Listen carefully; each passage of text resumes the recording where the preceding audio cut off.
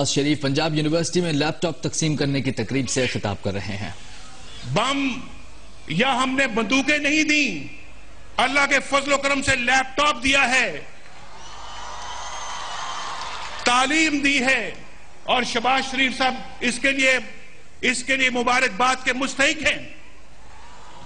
1940 23 मार्च जिसको आज मना रहे हैं, जिसके लिए आज यहां पूरे मुल्क में आज छुट्टी है, 23 मार्च की यादगार में मैं आपको बताना चाहता हूं, मिंटो पार्क में कायदे आजम की सरबराही में इजलास हुआ, जलसा हुआ, वहां पे बेशुमार लोग आए, वहां सब बंगाली भी मौजूद थे, वहां पंजाबी भी थे, वहां सिंधी भी थे, वहां बलोची भी थे, वहां पख्तून भी थे, वहां सब पूरा पाकिस्तान जमा था, कश्मीरी भी थे और बल्तिस्तान के लोग भी थे।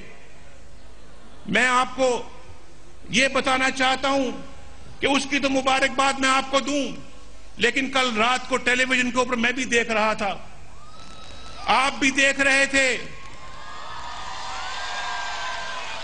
मुझे भी क्रिकेट का बहुत शौक है।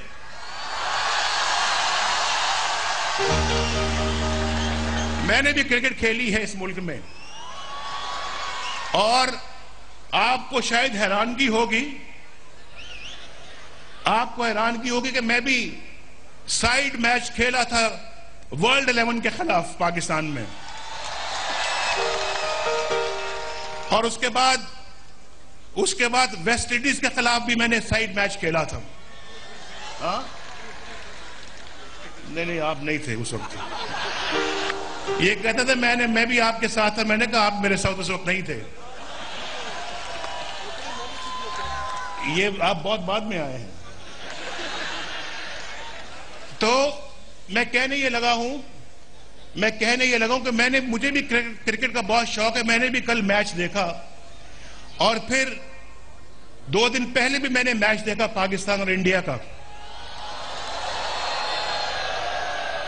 और कल जब हम मैच जीते हैं तो बड़ी खुशी का इजहार हो रहा था। लेकिन मैं सोच रहा था, मैं इसलिए आपको कह रहा हूं कि 23 मार्च 1940 की तारीख अपने इस लैपटॉप में आप जरूर देखिएगा। तो मैं ये सोच रहा था, जरा खामोश हो, मैं सोच रहा था कि हम कौन सी टीम के खिलाफ जीतकर खुशी का इजहार कर रहे हैं। आप बताइए कौन सी टीम के खिलाफ? बांग्लादेश में कौन रहते हैं? बंगाली रहते हैं। बंगाली कौन थे? जिन्होंने पाकिस्तान बनाने के लिए सबसे ज्यादा जदोजहद की थी।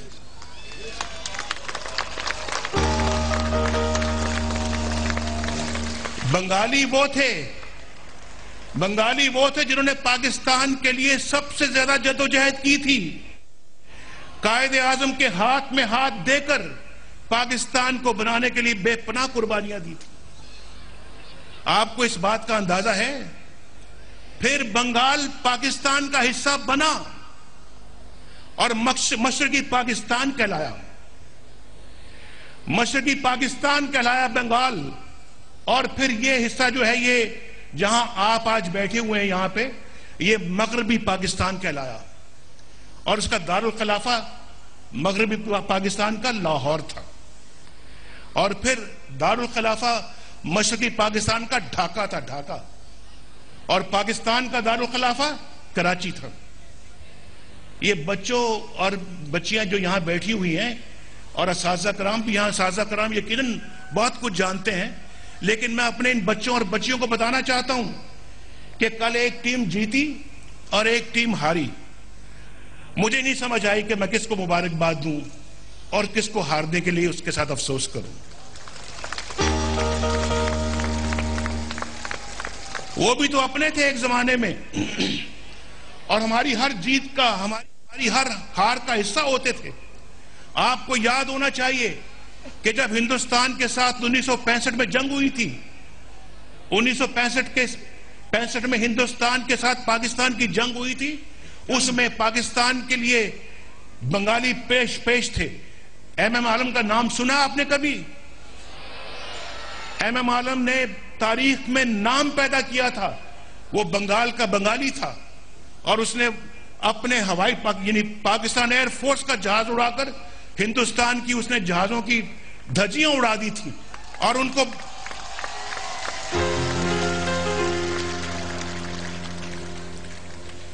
और उसके बाद फिर हमारे तो सारे गम साझे थे, हमारी सारी खुशियां साझी हुआ करती थी। लेकिन आप देखें वो 22 मार्च को जब 1940 को सब इकट्ठे थे और फिर जिसमें ना कोई बंगाली था, ना कोई बलोची था, ना कोई पंजाबी था, ना कोई पख्तून था, सिर्फ पाकिस्तानी थे सब लोग। फिर हम कैसे पाकिस्तानी से बंगाली बन गए, बलोची बन गए, पंजाबी बन गए, सिंधी बन गए, पठान बन गए, कैसे बन गए? ये तो यही अफसोस की बातें हैं। और हमें किसने तकसीम किया? किसने हमें तकसीम किया? हमें इस मुल्क को डिक्टेटरशिप ने तकसीम किया है।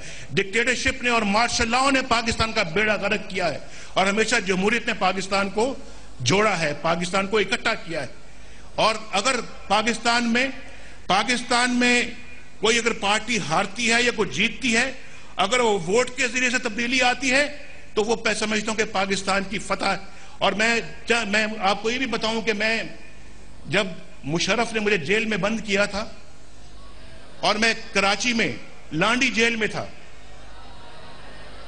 मुशर्रफ ने जब जेल में बंद किया तो मुझे ऐसे कमरे में बंद किया जहां बाहर दिन का उजाला नजर नहीं आता था और शीशों को काला कागज लगा दिया, बाहर से शीशों को पेंट कर दिया और खिड़की एक छोटी सी थी, ना उसमें धूप की कोई किरण नजर आती थी, ना उसमें रोशनी नजर आती थी।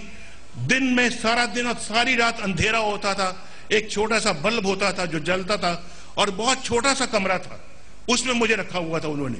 और उसमें अपना मैं देख रहा था टेलीविजन देख रहा था। और टेलीविजन जज की खैर करे अल्लाह, जिसने मुझे टेलीविजन जो है वो दे दिया वहां पर कमरे में, तो उसको देख कर वक्त गुजरता था।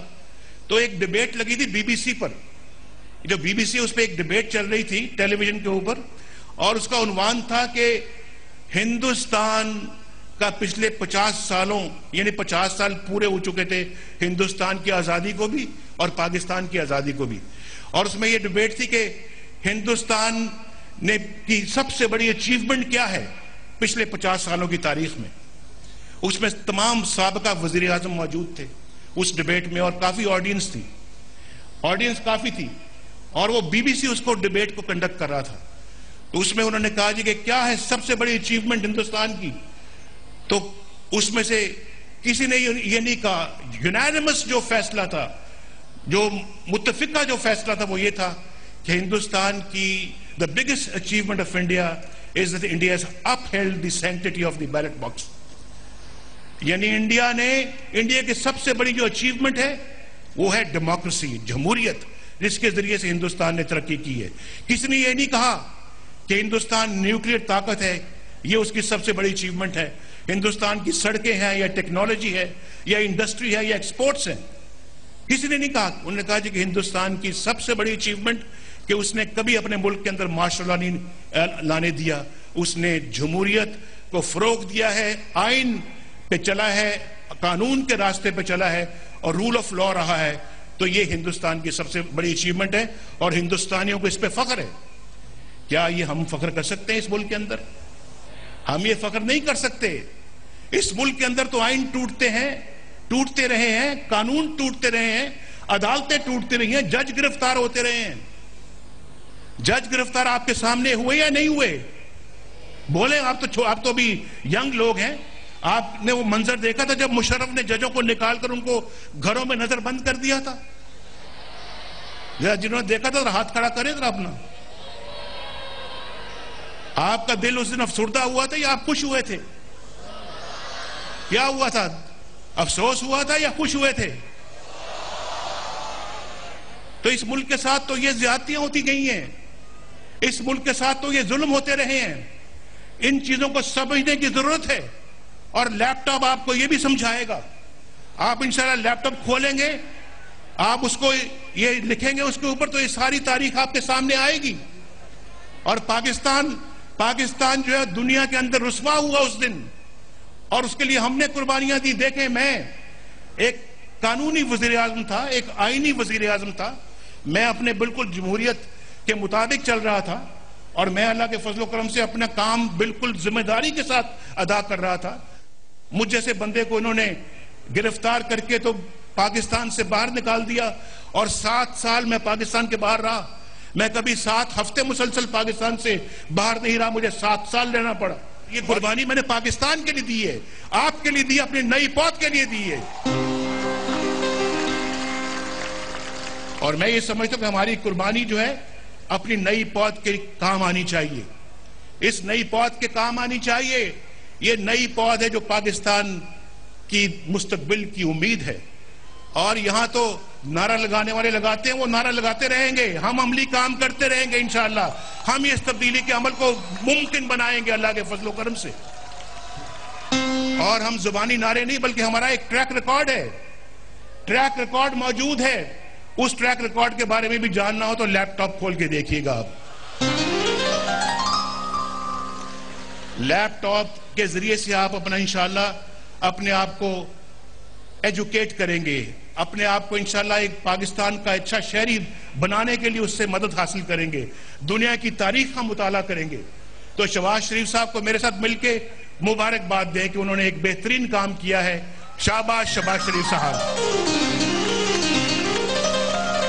और मुस्लिम लीग नून का शहबाज शरीफ साहब को यह हिदायत है, मुस्लिम लीग नून की शहबाज शरीफ को हिदायत है कि ये लैपटॉप ये सिर्फ और सिर्फ मेरिट पे मिलना चाहिए, मेरिट पे, और मेरिट पे मिलना चाहिए, किसी को आउट ऑफ मेरिट नहीं मिलना चाहिए।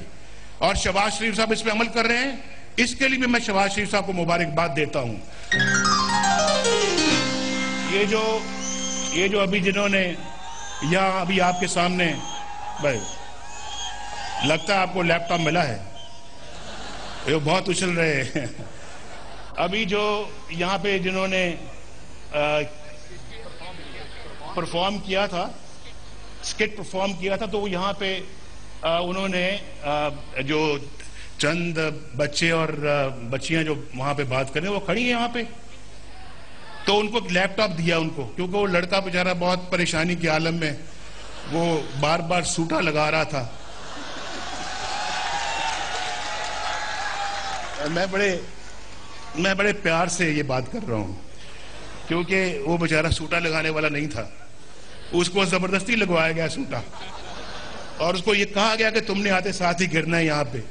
तो बहरहाल उसी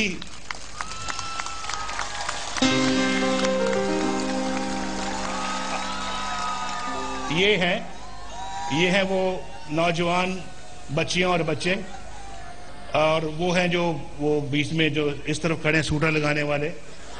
और हमें आपसे बड़ी हमदर्दी है। ये लैपटॉप तो आपको दे दिया है, लेकिन मुझे डर है, खदशा है कि जैसे आप सीढ़ियां उतरेंगे शहबाज शरीफ के बंदों को आपको पकड़ लेना और लैपटॉप वापस लेना है, क्योंकि आपने मेरिट पे हासिल नहीं किया। ये उन्होंने कहने के तो मेरिट पे नहीं मिला, वापस कर दो। तो इसलिए मैंने अभी सरदार जुल्फकार खोसर साहब से भी गुजारिश की है, और बाकी भी उनके, मैंने कहा ये सब बच्चों और बच्चियों को कितने 1 2 3 4 5 6 7 इन 7 बच्चों और बच्चियों को मैं अपनी जेब से लैपटॉप दे रहा हूं,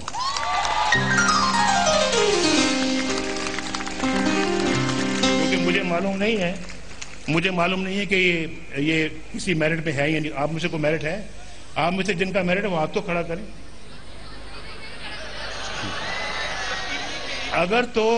अगर तो मेरिट पे आपका नाम आ गया फिर नहीं, अगर मेरिट पे आप हैं तो फिर नहीं, अगर नहीं है तो फिर मिलेगा आपको। ये फेयर है ना? इंसाफ के तकाजों के मुताबिक है या नहीं है?